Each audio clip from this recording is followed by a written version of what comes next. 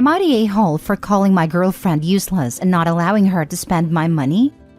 My male 29 girlfriend, female 27, told me she lost her job about 6 months ago, around the time I got a major promotion. Obviously, I felt bad for her and let her have access to my money while she was looking for a new job. I also shouldered all of our shared expenses like rent and utilities when this happened. Over the past 6 months, I occasionally ask her for updates on her job search, but she would always get sad and weepy and tell me she's working on it. But today, I overheard her on the phone with her friend, saying how she loves the stay-at-home life ever since I got my promotion, and that she knew quitting her job was the right decision after all. I was extremely upset and betrayed, and I confronted her immediately. She started crying and told me to stop attacking her when I was talking in a normal tone of voice. I lost it when she tried playing the victim. And I said she has been totally useless for the past 6 months as she does no housework because we have hired help, and that I would not let her have access to my money anymore. She screamed at me and called me a controlling and abusive a-hole. Am I the a-hole? Now for the top comments. Let her have access to my money. Info. You aren't married. Why did you do this? Not the a-hole. She quit her job and knew quitting her job was the right decision after all. She's financially taking advantage of you, emotionally blackmailing you to do it. Only you can decide what you are willing to put up with in a relationship, but this level of deceit and manipulation is pretty despicable. Let me rephrase. I gave her money whenever she asked, whether that be for groceries or occasional luxuries. She didn't have direct access to my account. Also, we have been together for 4 years, so I trusted her to use my money wisely. Info. Why haven't you dumped her? She's using you and gaslighting you. I haven't processed the whole situation yet. I'm still kind of frozen up. She's been my girlfriend for 4 years, so it's hard to just cut her out immediately, without considering my emotions and the consequences. But OP, this is a huge red flag. I don't know how you can trust her going forward. I am considering breaking up with her, but life isn't so straightforward that I can do that so swiftly with no regrets. Our lives had been shared and entangled for such a long time. You just need to sit down with yourself and decide how you feel about being intentionally lied to, manipulated, and used for over 6 months while she laughed behind your back. Then, when found out, accused you of 2 serious forms of domestic harm. If that doesn't make things clear for you, I'm not sure anything will. Not the a-hole. You might not feel it yet, but your post suggests that you know already that the relationship is broken. You tell us that she lied about losing her job in her job search in order to coast you at your expense. What this breach of your trust shows is a basic lack of respect for you. Without trust or respect, you really don't have a relationship worth building on. I know.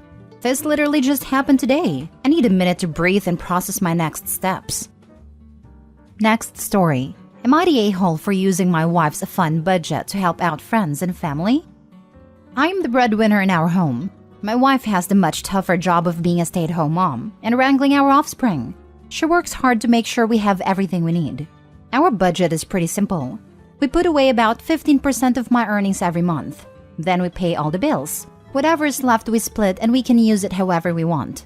I like to use mine to work on my hobbies or treat us to a night out. I pay for the babysitter and whatever activity we do that night. Meanwhile, she uses hers to go to a spa or to buy herself pretty things that make her happy. Every once in a while, she will ask if we can send money to her family. Not because her family's homeless or anything. They just earn less than we do.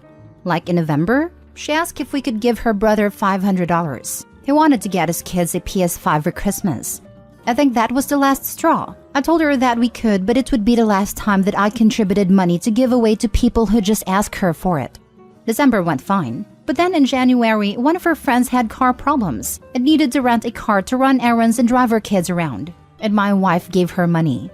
When she told me about it, I said I was proud of her for sticking to our agreement that any money she decided to give away would come from her fun money and not ours. She looked really sour and asked if I was really not going to help her pay for her spa day with her friends. I said yes, because I had spent my money on a new drone already. She asked if we could take money from our savings account to pay. I said no, because that is for emergencies and household expenses. She's mad at me for not helping her friend. I pointed out that she could have kept her money and driven her friend around on errands and pick up her kids. She said I was being a jerk and slammed the door. For the record, my kids and I are still playing games in our PS4 and Switch. She just gives away our money to be a big shot, and I don't have that need. Not the a-hole, but your title is way misleading. I thought you said the money allocated to her, but it was her that did that. She can't keep giving away money and then expect you to bankroll her vanity. Not the a-hole, but I think OP and people like you on this thread are being very uncharitable about why she would do this. When you grow up poor or lower middle class, the favor economy is critical to your survival. You help out others when you have money and they ask, so that when you get hit with a random medical bill for your kid or get into a car accident, you can ask back and avoid losing your house. OP is planning for a predictable future where they stay middle/upper middle class and are able to pass that status on their children. OP's wife is planning for the unexpected, where crap hits the fan and they need to rely on their community to avoid destitution. Neither is invalid, but they are at loggerheads with each other. The culture of mutual aid in poorer communities is a big part of why no one ever really gets out. No matter how good you have it for even several years at a time, you can never save or invest it because other people in your community are struggling, so there's never any ability to build wealth. She was going to a spa day though. It's not like she's digging into her retirement funds. It's just a trade-off she has to make. I came from a third world country with a culture like this, and I can say from experience that a comment above is stretching it. I had relatives who went bankrupt because their wives do this. Started from just helping with living expenses to outright shower them with gifts for validation. Not the a-hole. So she's happy to help out her family and friends when it comes out of your pocket, just not hers? Yeah, she's being an a-hole for expecting you to keep on footing the bill. The fact that date nights all come from his half just makes it even worse. Not the a-hole. Your wife cannot make unilateral financial decisions, especially if they aren't for any of emergency, any more than you can. If she wants to give money away to friends and family without questions asked, it's only logical that she uses her own money, the one she doesn't have to answer anyone for. She's throwing a tantrum because she didn't think you'd stick to the agreement. Let her. However, this will snowball if you guys keep the bad communication going. You issuing an ultimatum and her throwing tantrums aren't solving the problem. You need to have a calm and deep conversation about your views on money, expenses, and giveaways.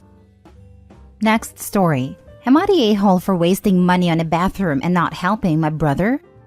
My 10th anniversary is coming up, and my kids are getting old enough to be a pain in the butt regarding our single bathroom. I have been saving up, and for my 10th anniversary, I am getting a bathroom installed in the basement, and I am going all out. Well, as all out as I can afford. I am getting a 2-person tub with jets, in-floor heating, and a heat lamp so my wife can dry off and stay warm. Anyways, the issue is that my brother is having money problems. He called me and asked if I could spare any money to help him out. He has a tendency to live beyond his means. We have similar jobs and salaries, but he has a huge house with 3.5 bathrooms. He drives a $150,000 truck that he will never use to tow, haul, or go off-road with. His wife's engagement ring cost as much as my motorcycle. Meanwhile, my family lives in a bungalow my wife and I bought. It was built in 1956 and it is cozy for us and 2 kids. My bathroom budget is $25,000, but it will probably go higher when the contractor starts working. My mom constantly compares our lifestyles. She loves showing people pictures of his Christmas decorations and stuff. And she shares his vacation pictures, that sort of thing. And now my mom is backing him up. She says that I don't spend any money, so I should have some saved to help out family. She's saying he might have to sell his truck or downsize his home. I told her that's not really my problem. He makes a little more than I do a year, so he should have savings too. She said that he needs to have a big house so we can entertain, since he wants to kiss Bud all the way up the ladder. That might just be my interpretation. I don't want to lend him money and watch him waste it and disappoint my wife. She deserves a bathroom where she can take long baths without the kids, or me interrupting to use the toilet. I could cut corners and lend him some money, but I really don't want to do that, even if it means he has to sell his stuff. Now for the comments. Could be the fact that I desperately want a second bathroom but not the a-hole. All the reasons you cited are additional points for why you're not the a-hole. But ultimately, even without any mitigating factors, your savings are yours, and you don't owe anyone a loan nor gift, since it sounds unlikely he'd be able to pay you back.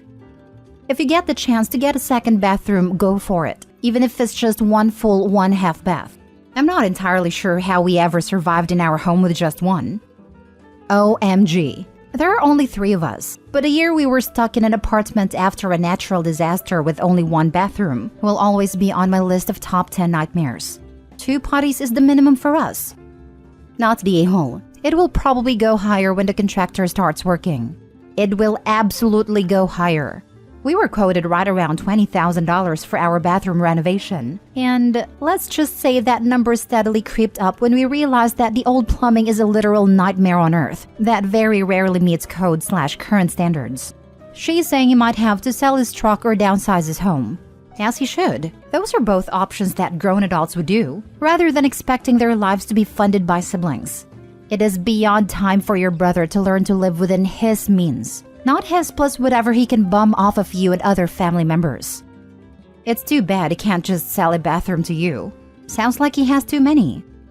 But he needs that extra bathroom with how full of crap he is.